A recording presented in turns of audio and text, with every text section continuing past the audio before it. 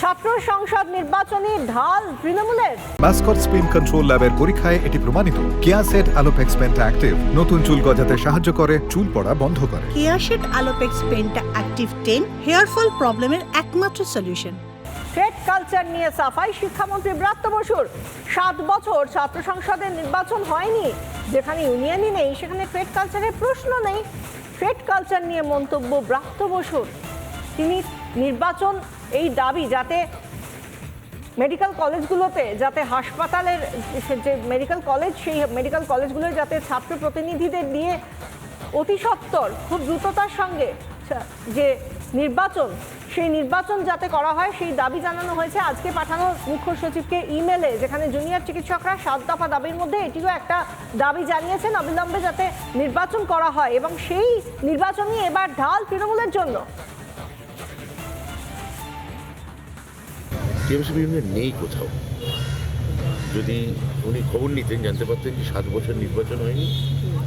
মাননীয় মুখ্যমন্ত্রী গত 28 আগস্ট বলেছেন যে পুজোর পর নির্বাচনের কথা ভাবতে, ফলে যেখানে ইউনিয়ন নেই সেখানে থ্রেড কালচারের প্রশ্ন উঠছে করতে। থ্রেড কালচারের প্রশ্নই নেই বলছেন শিক্ষামন্ত্রী ব্রাত্য বসু, কিন্তু এই থ্রেড কালচার নিয়ে কি বলেছেন বিজেপি রাজ্য সভাপতি সুকান্ত মজুমদার, শুনুন।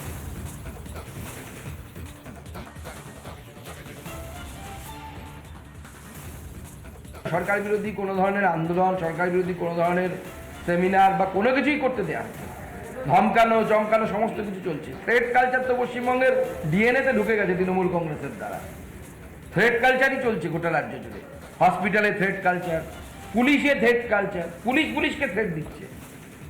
যারা এই পুলিশ ওয়েলফেয়ারের নেতা, সর্বময় কর্তা, তারা হচ্ছে এক একজন হুনু বড় বড়, তারা সমস্ত কিছু অন্য পুলিশদেরকে থ্রেড দিচ্ছে, ট্রান্সফার করাচ্ছে। থ্রেড কালচার নিয়ে যখন সবাই সোচ্চার, থ্রেড কালচার নিয়ে যখন আজকেও দাবি জানানো হয়েছে যে থ্রেড কালচার বন্ধ করার জন্য কোন ব্যবস্থা নিয়েছে স্বাস্থ্য দপ্তর, সামগ্রিকভাবে রাজ্যের প্রশাসন কোন ব্যবস্থা নিয়েছে, প্রতিশ্রুতি তো দিয়েছিলেন মুখ্যমন্ত্রী মমতা বন্দ্যোপাধ্যায়। তিনি দাঁড়িয়ে জুনিয়র চিকিৎসকদের ধর্নায় গিয়ে বলেছিলেন তিনি কিছু জানতেন না, কিন্তু জেনেছেন যখন তারপর কোন ব্যবস্থা নেওয়া হয়েছে এই নিয়ে যখন প্রশ্ন উঠছে প্রশাসনের তরফ থেকে, উল্টে প্রশ্ন করা হচ্ছে থ্রেড কালচার, তার তো কোনো প্রশ্নই নেই। কারণ তাদের তরফ থেকে বলা হচ্ছে 7 বছর ছাত্র সংসদ নির্বাচনই হয়নি, যেখানে ইউনিয়নই নেই সেখানে থ্রেড কালচারের প্রশ্নই নেই। থ্রেড কালচার নিয়ে এমনই মন্তব্য শিক্ষামন্ত্রী ব্রাত্য বসুর, যেখানে বারবার প্রত্যেকটা মুহূর্তে একই সঙ্গে যখন দুর্নীতি এবং থ্রেড কালচার সমান্তরালভাবে উঠে এসেছে এই দুটো অভিযোগ অভয়াকাণ্ডের পর বিভিন্ন মেডিকেল কলেজ হাসপাতালগুলোতে, সেখানে এই এত বড় অভিযোগ যখন সামনে আসছে একের পর এক নাম, অভিযুক্তদের তালিকা দীর্ঘ থেকে দীর্ঘতর হচ্ছে, তখন ব্রাত্য বসু তিনি বলছেন 7 বছর ধরে ছাত্র সংসদের নির্বাচন হয়নি, যেখানে ইউনিয়নই নেই সেখানে থ্রেড কালচারের প্রশ্ন নেই। এভাবেই সাফাই তৃণমূলের, এভাবেই সাফাই প্রশাসনের, এভাবেই সাফাই দিচ্ছেন খোদ শিক্ষামন্ত্রী ব্রাত্য বসু।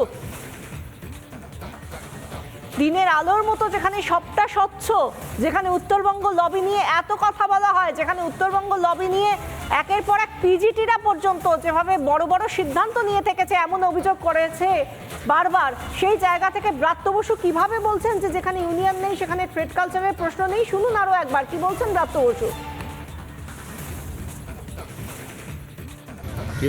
নেই কোথাও।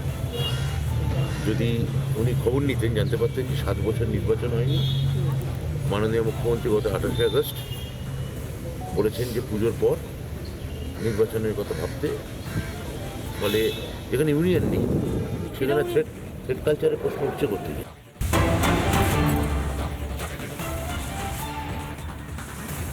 অনুব্রত বীরভূমে ফিরতে ইঙ্গিতপূর্ণ কাজল শেখ, নাম না করে কাটমানি খোঁচা জেলা পরিষদের সভাধিপতির।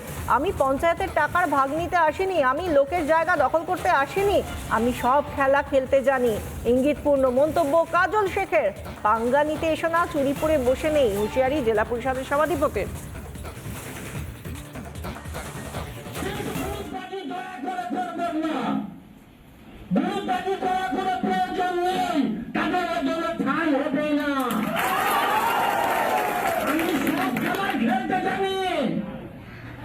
আমি দাবা খেলা খেলতে জানি, হাডুডুরা খেলতে জানি, খেলা হবে গান শুনিয়ে, লাভ হবে না বন্ধু।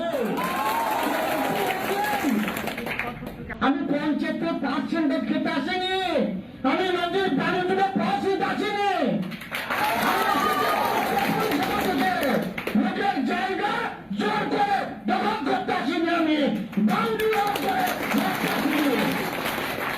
যে মানুষটার জায়গা জোর করে তুমি দখল করেছে সেগুলোকে ফিরিয়ে দেওয়ার জন্য এসেছি। এটাই আমাকে বাংলা নিতে এসো না, আমি চুরি করে বসে নাই। তাজুল শেখ যে এরকম হুঁশিয়ারি দিচ্ছেন দলীয় কর্মীদের সামনে, তিনি কি ভেবে বললেন পাঙ্গানিতে এসো না, চুরি পরে বসে নেই? তার কথা যে যা তিনি বলেছেন তা নিয়ে পাল্টা কি সাফাই দিচ্ছেন তিনি, শুনুন। না, যে কথাটা বলছেন ঠিকই বলেছেন, কিন্তু কথাটা পুরোটা বলার জন্য বলবো। 2000 সালে সুঁচপুরে যে গণহত্যা হয়েছিল, যারা তৃণমূল কংগ্রেস দলটা করত, একটা অংশ আমাদের কাছ থেকে চলে গিয়ে হঠাৎ তারা তাদের বিপক্ষে গিয়ে সিপিআইএমের হাত ধরে, হারমাদদের হাত ধরে তাদের সাজা না হয় সেই জন্য চলে গিয়েছিল। তারাই বর্তমানে কিষাণ মান্ডিতে বসে কিছু মানুষকে নিয়ে একটা চক্রান্ত করার চেষ্টা করছে। দল সিপিএমের কোনো অস্তিত্ব নেই, কথা সত্য, কিন্তু সিপিএমের হাটবাজারও তার বাংলায় রয়ে গেছে। তারা কোথায় যাবে? তারা বিভিন্নভাবে আমার দলে বেনজল হয়ে ঢুকেছে কোথাও কোথাও। বারবার আমাদের মাধ্যমে বলেছি, কেষ্টমণ্ডল আমার অভিভাবক, তার হাত ধরে আমার রাজনৈতিক জীবনের পথ চলা শুরু।